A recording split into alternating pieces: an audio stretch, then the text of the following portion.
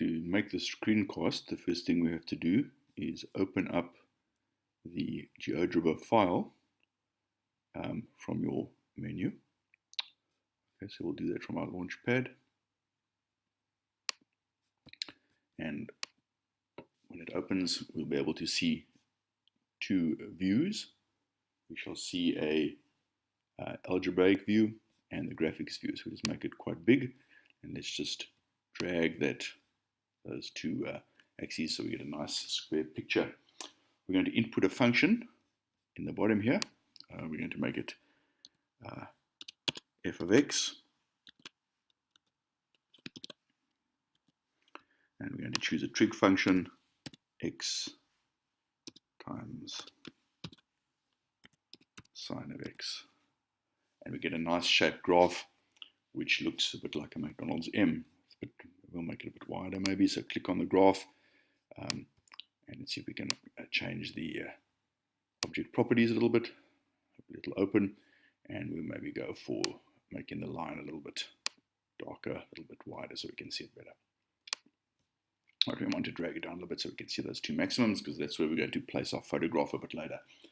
Right, so now we want to apply a gradient function to this curve that you've drawn.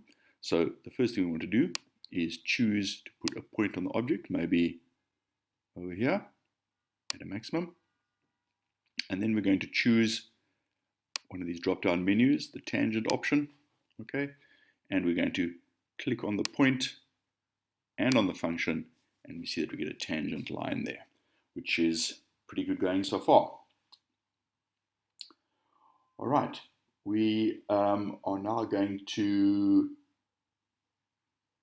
move a photograph from a file on your computer and attach it to that point at A. So let's see if we can find that image. It's one of these boxes. This looks like it over here. So we'll see if we can find an image on our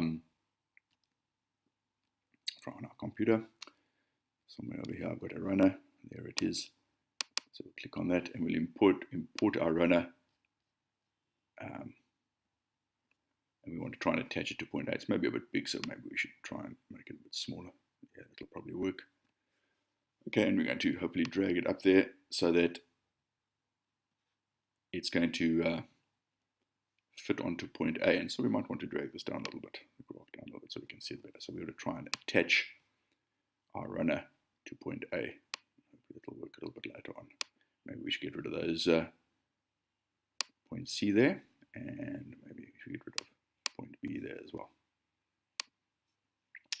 Let's see what we can do with this. It's a little bit big, so we might want to see if we can reduce it. But in the meantime, let's see if we can attach it. Right, so go to Object Properties, and we look at the box position. We're interested in fixing this corner to point A. So in our little menu over here, we're going to choose the information that we're going to put in, and it's going to be, okay, a fiddly piece of work here, so a bracket, a lowercase x, a bracket, an uppercase A, and a -3, say, so that our picture moves off to the left and then sits on that point. All right, so let's see what we've got next. We've got we need a y, lowercase, we need a bracket, and this is fiddly, we need an uppercase A, same distance for the y value, close the bracket, second bracket, and let's see what happens. Maybe we've managed to attach it. So there we've got our point A, where the runner is pretty much attached to it. So what we can do now is see if we can animate this point so we can actually see the runner move. So if you click on the point, okay, you can see animation on. Just choose that and you'll see that the runner is running or riding the curve. And of course, we could make this a little bit, we could drag that screen maybe a little bit, make it a little bit clearer. And if we wanted to, we could stop the animation. And we could choose to put in a slope function over here. We could click on our tangent line. And and continue with our animation. Let's see if it works. I click on there, turn on the animation. Are we getting a gradient? No, we aren't, so there's something wrong there. Let's switch it off again. Let's see if we can choose our slope. You have to select a line, so let me select the line. There we go.